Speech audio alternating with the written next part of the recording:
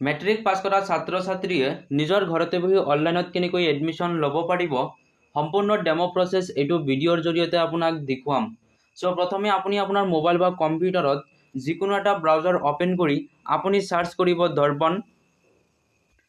Darpan search কৰাৰ লগে লগে আপোনাৰ সন্মুখত এনেকৈ লিংক আহিব AHSEC online.in। তলত দেখা পাব দৰ্পণ, আপুনি দৰ্পণত ক্লিক কৰিব। দৰ্পণত ক্লিক কৰাৰ পিছত আপোনাৰ দৰ্পণৰ অফিচিয়েল হোম পেজটো এনেকৈ অপেন হৈ যাব। চ' প্ৰথমে আপুনি ষ্টুডেণ্ট এডমিশ্যনত আপুনি ক্লিক কৰিব। আপোনাৰ সন্মুখত লগ ইন কৰাৰ অপশ্যন আহিব আৰু আপুনি তলত দেখা পাব don't have account, click here to register a new account. তো প্ৰথমে আপুনি নতুন এটা একাউণ্ট বনাই ল'ব লাগিব। চ' তাৰ বাবে আপুনি ক্লিক হিয়াৰত ক্লিক কৰিব।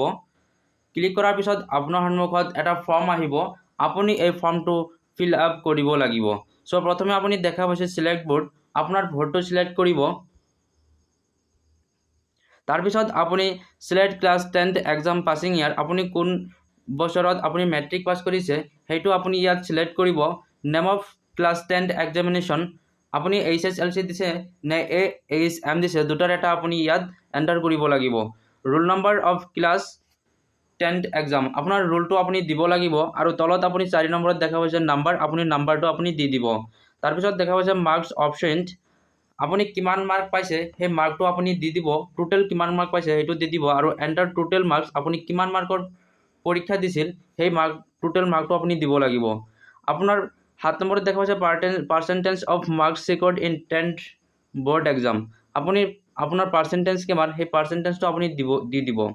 আপোনাৰ ফুল নামটো আপুনি এণ্টাৰ কৰি দিব, আপোনাৰ ডেট অফ বাৰ্থটো এণ্টাৰ কৰি দিব, আপোনাৰ মাকৰ নামটো আপুনি দি দিব, আপোনাৰ দেউতাকৰ নামটো আপুনি দি দিব আৰু 12 নম্বৰত গাৰ্জিয়ান নেম আছে, আপোনাৰ মাকৰ বা দেউতাকৰ নাম আপুনি দিব পাৰিব।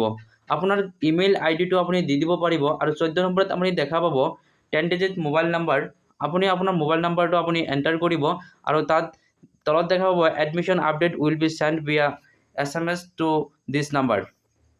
তো এডমিশ্যনৰ যিকোনো নটিফিকেশ্যন আপুনি এই নাম্বাৰত আপুনি পাই যাব।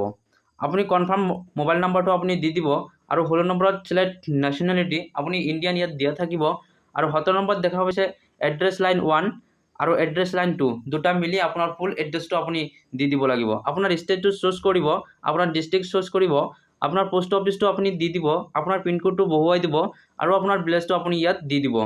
তাৰপিছত আপুনি 18 নম্বৰত দেখা পাইছে চিলেক্ট ৰিলিজিয়ন, আপোনাৰ ৰিলিজিয়ন আপোনাৰ ধৰ্মটো আপুনি ইয়াত চিলেক্ট কৰিব, আপোনাৰ কাষ্টটো চিলেক্ট কৰিব, আপোনাৰ জেণ্ডাৰটো চিলেক্ট কৰিব। তাৰপিছত আপুনি ৱেডাৰ বেলেঞ্চটো স্পেচিয়েলি এবল্ড কেটেগৰী, আপোনাৰ এইটো যিটো হয় আপুনি সেইটো চিলেক্ট কৰিব। তাৰপিছত আপোনাৰ ৱেডাৰ বেলেঞ্চটো টি ট্ৰিবিউন কমিউনিটি, যদি আপোনাৰ চাহ বাগিচা আছে তেতিয়াহ'লে ইয়েছ দিব আৰু অন্যথা আপুনি ন দিব।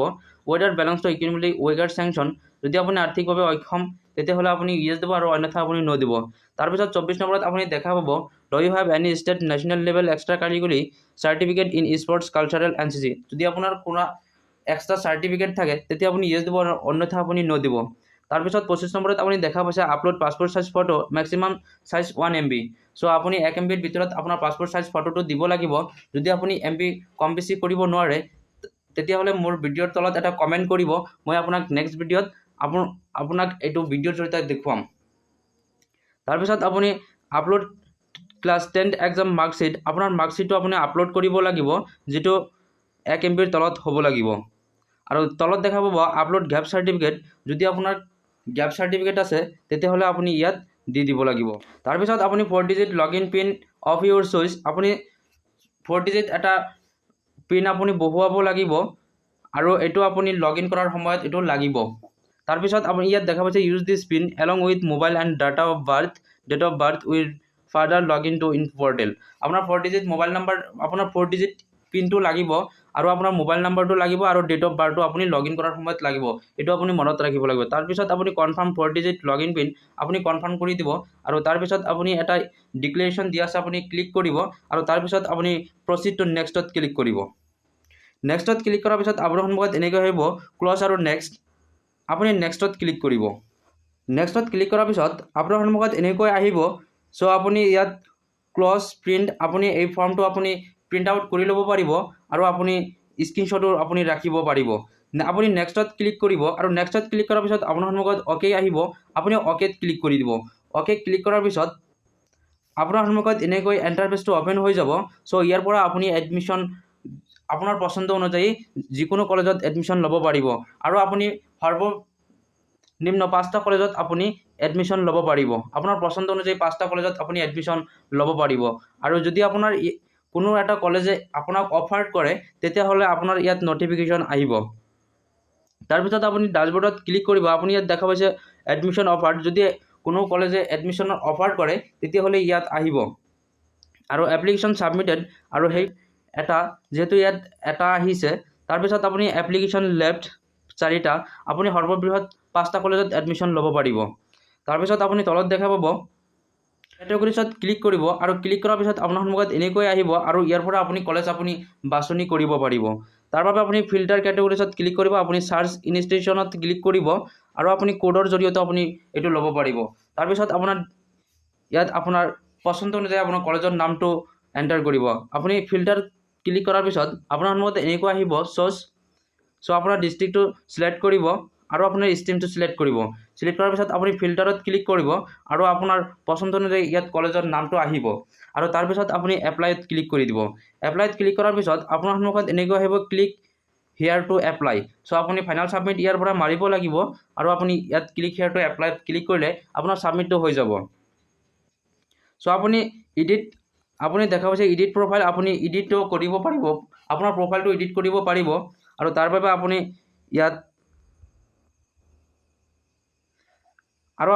দেখা পাব এপ্লাই আৰ্টছ ষ্ট্ৰীম। চ' আপুনি ইয়াত দেখা পাইছে আৰ্টছ ষ্ট্ৰীম। চ' আপুনি ইয়াত দেখা পাব চিটছ আপুনি ইয়াত ওপৰত দেখা পাব কেইটা চিট আছে আৰু সেই চিটটো আপুনি ইয়াত দেখা পাব। তাৰপিছত আপুনি দেখা পাইছে ষ্টুডেণ্টছ এপ্লাইড, কিমানজনে এতিয়ালৈকে এপ্লাই কৰিছে আপুনি তলত ইয়াত দেখা পাব। চ' আপুনি স্ক্ৰল ডাউন কৰিব। তাৰপিছত আপুনি মাই এপ্লিকেশ্যনছ আপুনি ইয়াত দেখা পাব আপোনাৰ কলেজৰ নামটো আহিব, আপোনাৰ ARN নাম্বাৰটো আপুনি ইয়াত আহি পৰিব। আপোনাৰ ARN নাম্বাৰটো আপোনাৰ খুবেই প্ৰয়োজন। আপুনি যদি ইয়াৰ পৰাও কোনো কলেজে এনেকুৱা কৰিছে নিজৰ ৱেবছাইটৰ জৰিয়তে কোনো কলেজে এডমিশ্যন লৈ আছে। চ' আপুনি ARN নাম্বাৰৰ জৰিয়তেও আপুনি সেই ৱেবছাইটত গৈ আপুনি এডমিশ্যন ল'ব পাৰিব। চ' তাৰ বাবে আপুনি একনলেজমেণ্ট ৰেচিপ্টত ক্লিক কৰি আপুনি এই ৰিচিপ্টটো বাহিৰ কৰিব পাৰিব। চ' আপুনি স্ক্ৰীনশ্বটো ৰাখি দিব পাৰিব। চ' ধন্যবাদ। যদি মোৰ ভিডিঅ'টো ভাল লাগে এটা লাইক কৰিব আৰু ছাবস্ক্ৰাইব কৰিবলৈ নাপাহৰিব। ধন্যবাদ।